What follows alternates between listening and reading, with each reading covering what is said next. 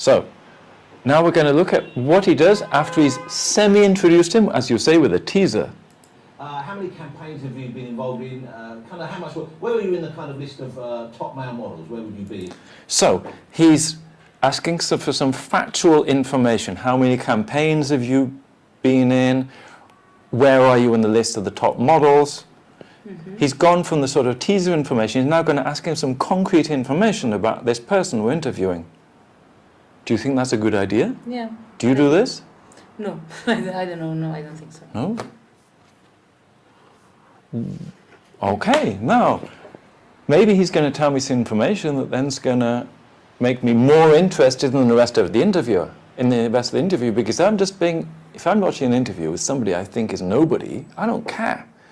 But if I see that this guy is worth $1 billion, he's the chairman of the biggest company in America, she's the woman in Forbes who's the number 30 Muslim woman, famous shit, I don't know. I think, she says something, she must know what she's talking about. Mm-hmm. No? Yeah. And the last you to be yourself, well, you're in the wrong place then. They say I'm the #1 British model at the moment. #1. So he doesn't like to talk about himself, and he says, well, you're in the wrong job, no? But they say I'm the #1 British model, or #1 model in the world, no? I'm British male model, ladies. Then, once he says this, he says, they say I'm the #1 male model. What does he do here? Who? The presenter. You. What do you do here? If you're this person, what does he do here? He repeats, no? He repeats it? He repeats it, but in a more, let's say, proud way, no? Proud way. Who to? To the audience. And what do the audience do? Clap. They react. Yeah, like you repeat the thing, something that he says that is super, he says that blah blah blah. So imagine you're interviewing the woman who's the #1 Muslim top 20 lady. And she says, and tell me about your Forbes thing. And she says, I was voted the #1 Muslim lady in Forbes. And he gives this to the audience. And the audience think, yeah, good job. And they all clap. And what does he do? The interviewee, what does he do? He's happy. He's happy. Why? Is he pretending to be happy? No. What does he feel? He feels good. He feels that people love him. So they have a connection between the audience, the person, and him, no? So would you say it's good when something, not all the time, but it's like when the interview says something. Says something. I say, he says. Says something, really wow, no? Like just to repeat that. He was the most blah, blah, blah, blah to the audience. What do you think? I think it's good. Did it work here? Yeah, it works. He feels happy. He has had 20 years of people laughing because they think he's gay and stupid. I'm not saying that because you're gay, you're stupid. I'm thinking that these are the things to think about him, that he's only good for wearing no clothes. No? Like the women, they think only good for fucking. No, but this is the men. They only think he's only good for... He will go on interviews and they will just talk about his body. Yeah, his girlfriends. Or which girls he has. Yes, exactly. No? What do we think about Muslim women? I'm not saying we. What do people think? They think terrorists. And that's about it. Then they think bad countries with women with no rights and they have no education and they cause wars and they do bombs and they kill people. No? Mm-hmm. So you say, I'm politically incorrect for saying that. Well, that's what everybody thinks. No? So what do we need to do? We need to have a positive image for these things. What did Ben and Jerry's sell? I don't know, fucking ice cream, but we can think about something more positive than that. Well, ice cream is positive, no? Nestle is positive. Mm-hmm. But yeah, he's looking at the positive side of things, no? Definitely. With a subject which is pretty difficult, because you'd think this corporate world is boring. No, it's boring, boring corporate people, boring male model talking of, he can't talk. How can he talk? He's a male model, but he's getting something very positive from something which could be looked at as negative, no?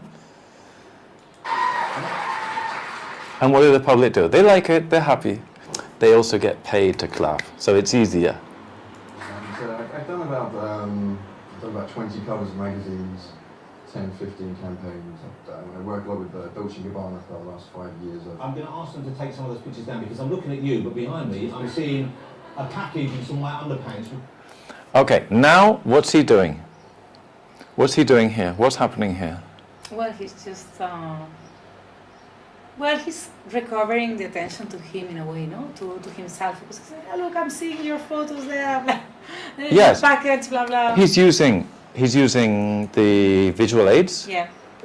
He is talking about the career. Mm-hmm. He's making jokes, but he's making jokes and he's making a joke about this guy, about the interviewee. Did the joke work? Yeah. Did it make the guy feel bad? No. Why? Because it was good at the end. But Yes, because it's nice, it's funny, but it wasn't at his expense. No? We're talking about humor. Best thing is to make humor about yourself. But if we're going to do it about the guest, no, we want to be very careful. No?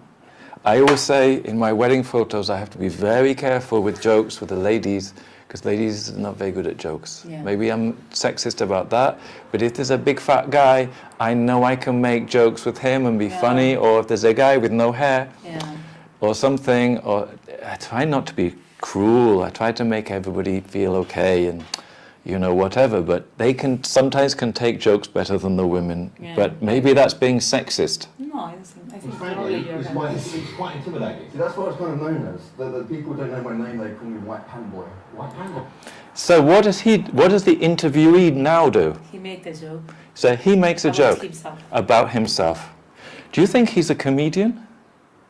No, but he's quite good. Huh? He's quite good, but he's not a comedian, but he's in the 60%. So if you're not making any jokes, he's not going to make a joke either. So you can say the other guy's a showman. He's in the 20% who are always going to be making jokes. Mm-hmm. There's going to be another 20% that are never going to make a joke. Angela Merkel or, I don't know, The guy that Rajoy. MC, the guy that was MC with me before, he never made a joke. Never made a joke. So horrible, so serious. Yeah, but if most people are in the 60%, so you make them feel comfortable, you make them feel happy, you make a little joke, maybe they make one too. Definitely. Yeah. No? Maybe?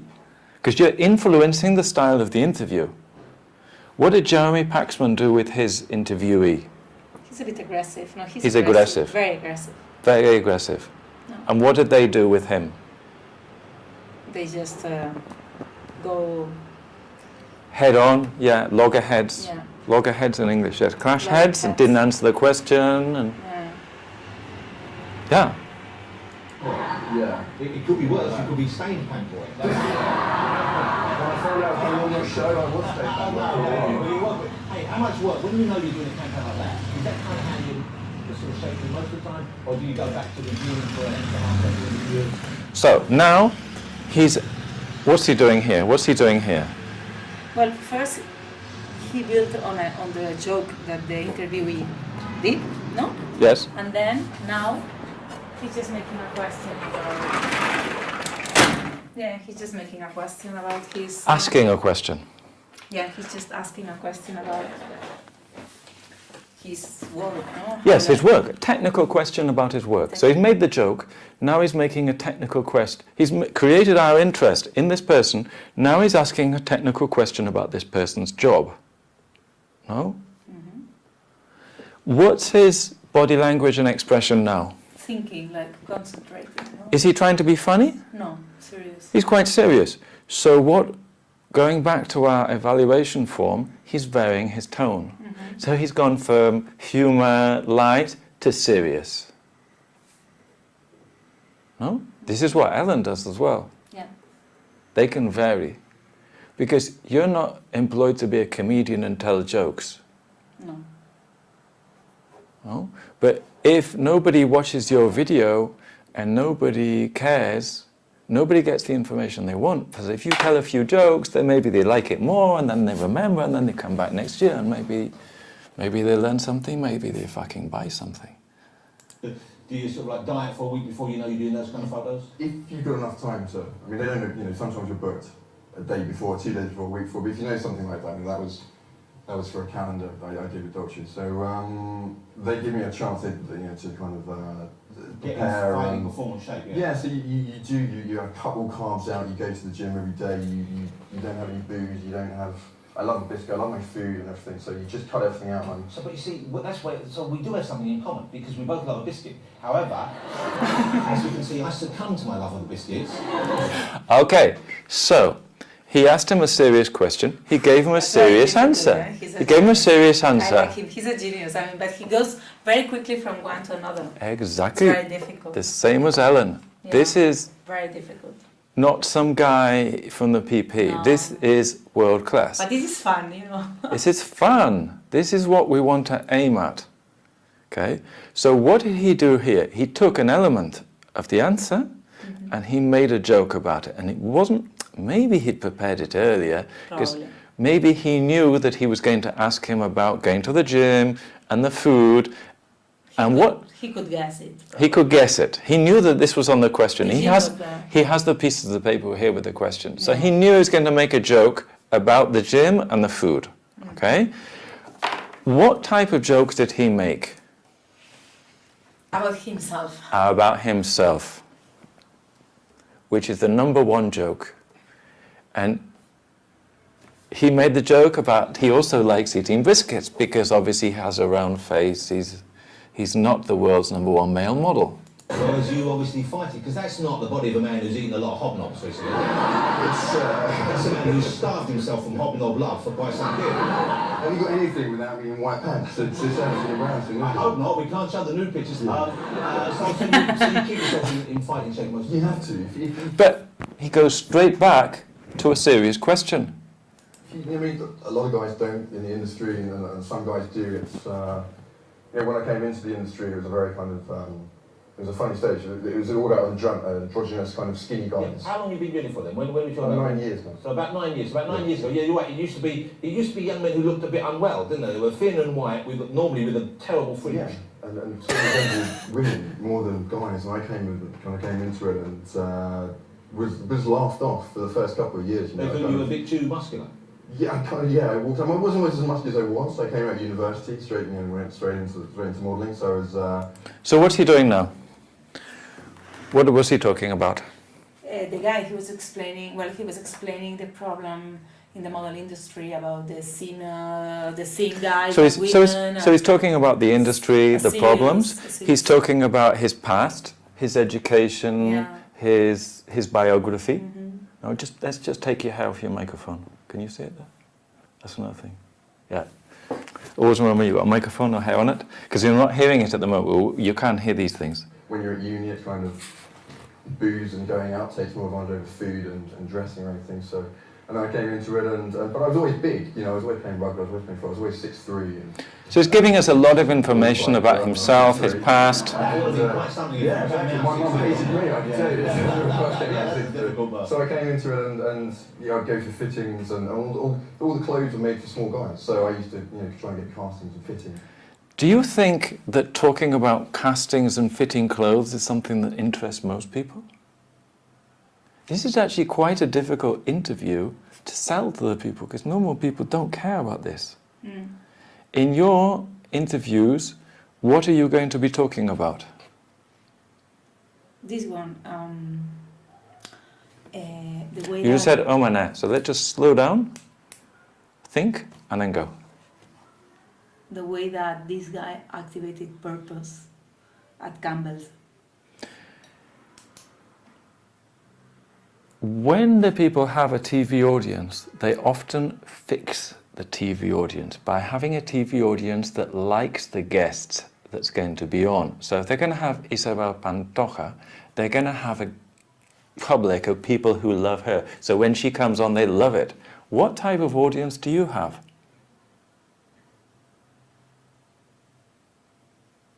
Well, people who like this theme, or at least who Yes. have interest on the subject. So, which is Interest? interest Preposition? about. about or in the subject, not on. So you've won your audience already, so it's easier for you. Yeah. Because think, 50% of this audience are going to be men, they're just going to think he's stupid. 50% are going to be women, they just want to see him with no clothes on. Yeah. That's why he put the photos all the time. Exactly. He's Exactly. clever. He's clever. Because then he has the gay vote, the women vote, and maybe the male vote for the people they're looking to see, oh, maybe if I do what he says, then maybe I can be like him. I become like this. Exactly. So in your audience, maybe people want to do the same thing. What have we just said? They think they like to hear the information that your guest is giving, maybe because they think that if they go home and they do the same thing, maybe they can have the success of this person. Which is why it was so important that we tell everybody that this is the #1 guy in his business, because then everybody takes notice. And if they think that your interview is the really #1 guy, they're going to be making notes. Yeah. They're not just going to be like thinking about the coffee. They think, oh, this is the top guy. We really have to listen. Oh, he says we do this, so I have to do this too. No? No? Definitely. Huh? But I've had sleeves up to here and jackets wouldn't fit. So how did it happen? Because, you know, like if we look at the female modelling world, you know, they have a kind of standard that they like. They have a kind of type of, a kind of very specific type of woman they like, and they kind of stick to that. And every so often we hear they're going to use more plus-size models, but basically it stays the same. These are, you know, really, really skinny. How long are his questions lasting? 2 months. Do you think so? No, he's very good, but I think he has more presence than I should have. For example, I think for him he's great. No, I think he should have presence, and he should be powerful. Probably you see the thing, and definitely he's more the star than the interview sometimes. No, and that's good. I like him, but probably that's not my case. No? Did he just ask a question? Yeah. No, he asked the question. He repeated in another way. But what he did is he gave us a series of pieces of information and then asked a question on that. He didn't just ask a question. No, that's fine, yeah. What he said was, we have the women in the industry, they normally have this look, they don't have many changes, they do this, they have this in the industry, this in the industry. Then I'll ask you the question. Yeah. So he's actually giving information as well. Yeah. Do you think this is good or bad? It's very good. Because shows that you know what you are talking about. Yes, and maybe you want to drive the guest in a certain way, but still he's asking open questions. No, he's not asking for a question which is closed, which is yes or no. Another thing is, you're thinking that your guy is really good. People like to hear him. But maybe these people sometimes, who is the most interesting person here? In the way they speak and talk? Jonathan Ross. Okay. So he knows this. So maybe he has people who come, who are very famous and very big important people, but who don't feel very good talking. So maybe if he does these things where he gives a bit of information, he makes a joke, then he asks the questions, maybe it's easier for the other person to speak. And they don't feel all the pressure is on them because the interviewer is taking some of the stage. You see what I mean? Yeah. It's more easy for you to be 2 actors, or a football team is less pressure than a boxer. It's only you. And the goalkeeper, a lot of pressure. So maybe these people, sometimes they feel pressure. This guy is very used to it, but maybe you have guests who don't enjoy it, or who don't feel they're funny, or they don't, you know, they're used to it, but they don't think that this is what they're designed to do. Yeah. So the more, if you don't take away their stardom, you don't try to outshine them, but maybe you do more, maybe you help them. Tall women, essentially. Yeah, but you've changed it a little bit in the male world. They did make the shift. So how did that come about? You just held out for longer, or they came around to seeing you as the ideal? It changes from, you know, every 5 years, every, you know, so long, every kind of season different. So I was kind of waiting. I didn't know anything. When I came into the industry, I didn't really know anything about it. But I used to get comments and things like, "Oh yeah, you're too good looking to be a model," or you know, something really stupid. Well, like we things have like another that. thing in common right there. Exactly. Because, Another thing in common. Yeah. This guy, what do you think of the personality of the model? What do you think his personality is? Do you think he's a showman? No. No, but he's not bad, I think. He's quite shy, timid, He's shy, but he's nice. humble, but he's He nice. seems humble, nice, and he has some abilities, some communication abilities. It's not like he's not talking at all, or he knows how to look at the camera. He's handsome, so that's easier. I don't know. It's easier. He's okay. It would be easier if he's handsome. It would be easier if he's famous, because then people take more notice of you. If you're not so famous, you have to work harder. Yeah. Do the people in the audience know who you are? Some, maybe 30-40%. Who is the biggest person in your interview? The guy. Who earns the most money? Who's the most famous? You mean the whole event? Between you and the people you're interviewing? The person. He is the one. Okay. Are they people who are good at public speaking? Are they confident? Are they used to this? Yes. Are they interesting, funny? Not funny maybe, but nice. Let's say nice. Nice. But are they interesting for the TV, the public? Yeah. The way they do it? Not just the person they are, but the way they speak? I think, compared to the normal, to the standard conferences and all that, they are very good. They are not at this level, right? They are nothing really wow, no? But if you compare to the standard conference and the standard event, if you allow me to say, like the standard event, I think they are quite good. We looked at Jeremy Paxman and we saw that he asked difficult question, repeats the difficult question. Do you want to ask difficult questions? I think I need to ask some questions at some point, but I don't want to be aggressive. But that doesn't mean that you don't... Do you want to ask Coca-Cola about their sugar content? No. No. And their food additives? Just because it's my main sponsor, I'm not going to ask them. Do you want to ask Nestle about the news this week that palm oil is contained in all of their products and this palm oil kills you? Yeah, we could speak about You can talk about that? Yeah, and we can talk to about... the person from Nestle? I'm not going to be with Nestle at that point, but I could. I won't do it with Coca-Cola because I don't want to close tomorrow between you and me. But so you have to have a balance between trying to get the truth and trying not to upset people. Yeah, I'm not prepared to have to do some difficult questions, but not in an aggressive way, just in a, let's say in a transparent way, or in a... Do you think that people will respect you more and prefer your conference if you do ask Coca-Cola about their sugar content? Of course, I know. Do you think that if you don't ask Coca-Cola about their sugar content and child labour or whatever in sugar plantations? I hired somebody, and that somebody probably is going to do the question. Do you think that if you don't ask those questions, people won't respect your conference? Of course, you need to ask those questions and be pushy. At the same time, you need to be, this is the objective of the conference, is to give tools to people in business who want to do this, give tools, give inspiration, and challenge them to go quicker. Yeah? Mm-hmm. That's the purpose, no? Let's say. So you want to challenge them? So you want to challenge them, but you also want to tell them, hey, look, because the majority of these guys, if you allow me to tell you, the majority of these guys who are in the conference, not all of them, but the majority of them are people who really believe in this, who are fighting all day long, so somebody listens to them in the company, yeah?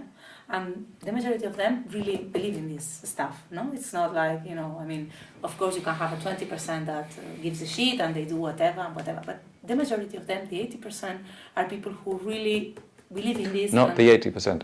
80%. There's no the in English. Yeah, 80% is of people are like this, no? So here we are meant to give them tools, to give them ideas, to give them motivation, and also to challenge them in, look, this is not enough, no?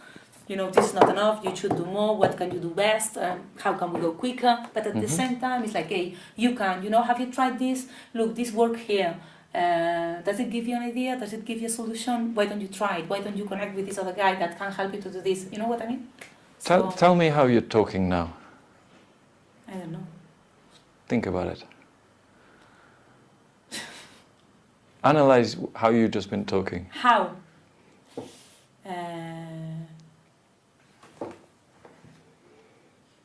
Good or bad? I don't know. Don't use words like good or bad. That's too general.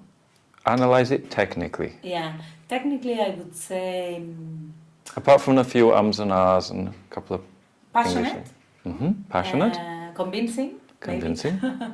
And Your tone was varying. it was varying. Yes. It was lively. It had a lot of energy. It made me interested in you. It was quite quick, but I could understand it. It wasn't too quick. It definitely made me think I was interested in you. Did I see this in the video of you on the stage? No. Okay. Which do you think is better? What I see now or I see here? This one, mine. Okay. Do you think you should have little moments like this without upstaging or becoming the star when you're on the stage? That Yes. you have little things that you say? Yeah, you know what happens? I think first I was very tired, that's for sure. But the most important thing is that also, if you remember, one personal warning that I have is not to go very quickly because you know that I get. I understand. I maybe I can get confused and maybe the things are not so clear. And at that situation, apart from being very tired, I was like a bit like, okay, let's take it easy. My brain is not clear, so I'm going to just not. I understand. But I understand. It's true that I need to find a balance. And actually, in me. You can be a lot better than last time. No, I know. You're perfectly fine. I think so. If you don't come to me and you never think about these things, you will be fine in English and in your presentations. But we're not talking about being perfectly fine. We are going to. We're talking about making you compare yourself analytically with the really top people. Yeah.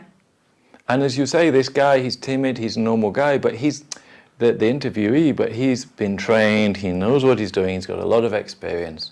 Yeah.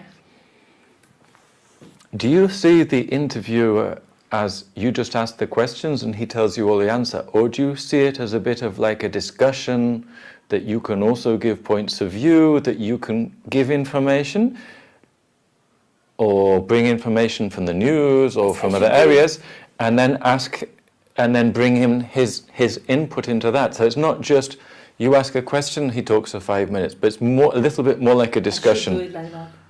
Because the last time you didn't do this. No. I didn't listen to what you said, but I could see. I didn't prepare it like that either, so I should take that into account. What do you think's better? No, much better is this one. I should just. Why is it better? Because it shows that you know what you're talking about. Shows you knows what you're talking Not about only for you questions. and for your company and for your talk, but also maybe more interesting, and maybe helps the guest. No, that he's not having to do everything. Yeah. And they say that acting is reacting. So imagine we play a game where I say that I'm a monster and I'm going to attack you. You then improvise that you're, the lady being rescued or something, I don't know, whatever. And you don't just block the other person's idea, you build on it, and you say, I'm the lady being rescued, and I say, okay, perfect, then I'm going to be in the tower and rescue you or something, because I'm actually a good monster, and then you come up with an idea, and it's basically you build on each other rather than trying to block the other person. No? Let's have a break, and then we're going to have a look at another example